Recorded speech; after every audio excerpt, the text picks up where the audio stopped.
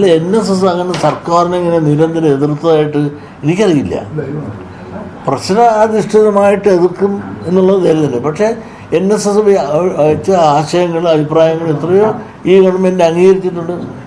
അതുകൊണ്ട് എന്നും NSS നേതൃത്വം ഈ ഗവൺമെൻറ്റുമായിട്ട് നിരന്തരം വേട്ടയാടിക്കൊണ്ടിരുന്നു അല്ലെങ്കിൽ എതിർത്തുകൊണ്ടിരുന്നു എന്ന് നമുക്ക് പറയാൻ സാധിക്കില്ല.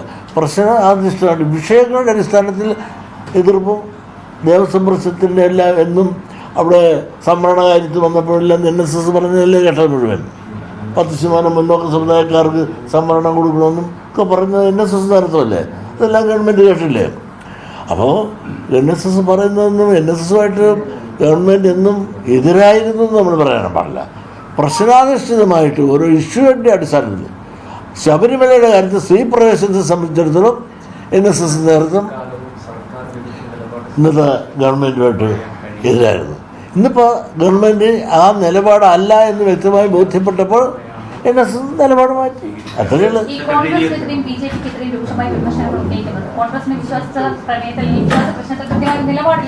അത് ഞാൻ നേരത്തെ പറഞ്ഞതാണ്. കോൺഗ്രസ് നിലപാടില്ലായിരുന്നല്ലോ. സത്യമല്ലേ അദ്ദേഹം പറഞ്ഞത്. ഈ ഇഷ്യൂ വന്നപ്പോൾ പോലും കോൺഗ്രസ് ഇന്നലെ ഇതുവരെ ഈ ശബരിമല ഇഷ്യൂവിനെ സംബന്ധിച്ചുള്ള ഒരു നിലപാടില്ലല്ലോ. ഒന്നെങ്കിൽ എവിടെയെങ്കിലും എതിർക്കുക അല്ലെങ്കിൽ അനുകൂലിക്കുക. ഇതൊന്നുമില്ലാത്ത നിലപാട് ആണ് കോൺഗ്രസ് സ്വീകരിച്ചത്. അത് മിസ്റ്റർ സുകുമാരൻ നായർ പറഞ്ഞത് വളരെ ശരിയാണ്.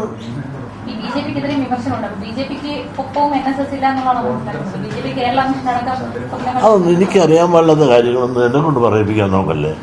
എനിക്കറിയാൻ പാടില്ല. അതെ, നിയമസഭാ തെരഞ്ഞെടുപ്പ് വരും. കേരളത്തിലെ 2 പ്രധാന സമുദായങ്ങളുടെ ഭൂരിപക്ഷ സമുദായങ്ങളുടെ നേതാക്കൾ സർക്കാരിനൊപ്പം നിൽക്കുകയാണ്. അതൊരു മെസ്സേജാണോ?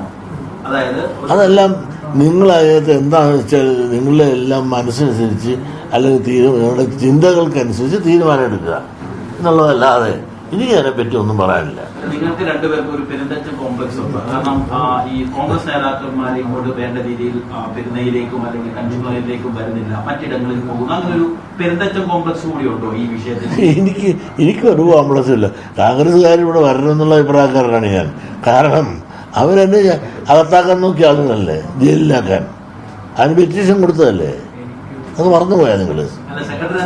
മാത്രമല്ല അവർ തന്നെ പറഞ്ഞില്ല എൻ്റെ വീട്ടിൽ കോൺഗ്രസ്സുകാരൻ വരണമെന്ന്. KPCC വിലക്കിയ വീടാണിത്. വിലക്കിയിട്ടില്ലെന്നവർ പറയട്ടെ. അഥവാ വല്ലതും വന്നിട്ടുണ്ടെങ്കിലും പാത്തും പതുങ്ങി വന്നിട്ടുള്ളേ കോൺഗ്രസ്സുകാർ. കാരണം വിലക്ക് കിടക്കുകയാണ് ഇപ്പോഴും. സെക്രട്ടറി തന്നെ പലപ്പോഴും പറഞ്ഞിട്ടുണ്ട് ഇവിടേക്ക് കഞ്ചുകുളത്തിലേക്ക് വരാനുള്ള ഒരു മടി, മറ്റ് സ്ഥലങ്ങളിലേക്ക് പോകാനില്ല. പലയിടങ്ങളിലും ഇവർ പോകാറുണ്ട്. ഈ സമുദായ നേതാവ് എന്നുള്ള ഈ താങ്കളെ മാത്രം അല്ലെങ്കിൽ അങ്ങനെയുള്ള ആളുകളെ അംഗീകരിക്കുന്നില്ല. അപ്പുറത്ത് ന്യൂനപക്ഷ വിഭാഗത്തിൽപ്പെട്ട ആളുകൾ ഇവർ പതിവായി പോവുകയും ചെയ്തു. സെക്രട്ടറി തന്നെ പറഞ്ഞിട്ടുണ്ട്. അത്തരം ഒരു പിണക്കം കൂടി ഉണ്ടോ? ഒരു കാരണവശാലുമില്ല. കോൺഗ്രസിനെ സംബന്ധിച്ചിടത്തോളം അങ്ങനെ വരുന്നില്ല എന്നുള്ളൊരു പിണക്കം അശേഷമില്ല. വരാതിരിക്കുന്ന സന്തോഷം തന്നെയാണ്. കാരണം അവരെ എന്നെ അകത്താക്കാൻ ശ്രമിച്ചവർ ഇനി എൻ്റെ വീട്ടിനെ അകത്താക്കാൻ ഞാനെന്താ ശ്രമിക്കണത്?